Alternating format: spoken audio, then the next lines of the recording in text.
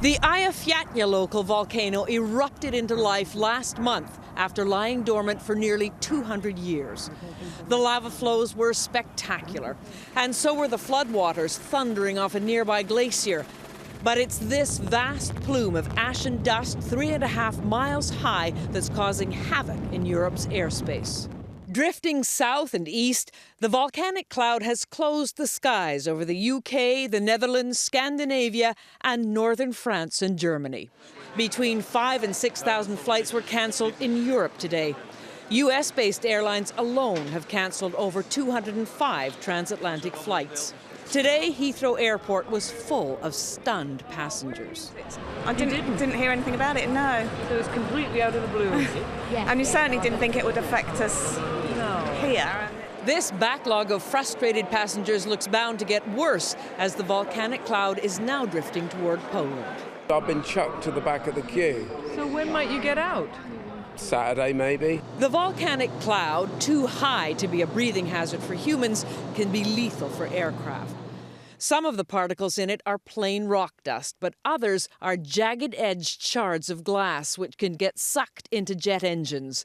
The ash clogs up the plane's air intake, and the glass particles actually melt inside the engine and fuse solid. After some close calls in the 1980s when jets flying through volcanic clouds had their engines shut down in midair, aviation authorities don't take any chances.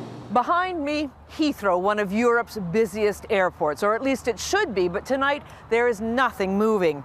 Of course, the airlines and the tens of thousands of stranded passengers are desperate to know one thing: when will traffic get back to normal? But at this stage, no one knows. In Iceland, volcanologists are keeping a close watch on the erupting volcano, and they think there's more to come. There are no easy options here. This eruption, it may stop tomorrow, but it may continue to disrupt air traffic for weeks or months. The volcano's vast drifting cloud means that fully half of the 600 daily flights between the US and Europe tomorrow will probably be delayed or cancelled. Elizabeth Palmer, CBS News, London. Also at Heathrow tonight is CBS News travel editor Peter Greenberg. Peter, how big of an effect has this had on air travel all around the world? Well, the ripple effect's been huge. I got in this morning, Katie, right before they shut operations down at Heathrow. But when you shut operations down at Heathrow, you slow the rest of the world down. You heard about 6,000 flights canceled. It's actually a multiple of that, since so many actual aircraft are out of sequence. And when they're out of sequence, the crews are out of sequence. It's going to take them a while to put it back together. And Peter, have there been previous incidents where planes have been in peril because of volcanic ash?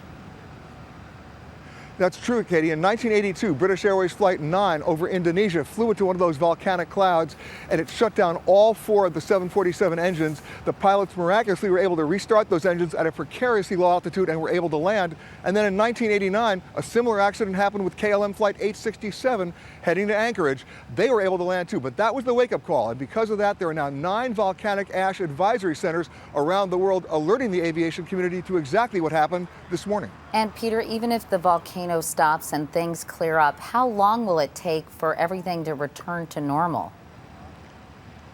Well, at this point, they're expecting Heathrow to return to operational status at about 1 p.m. London time tomorrow. That doesn't mean anything's going to be flying. They still need to get the planes here. They need to get the crews here. What that means, 36 to 48 hours, but in my book, I'd suggest 72 hours before things get back to normal. What a mess.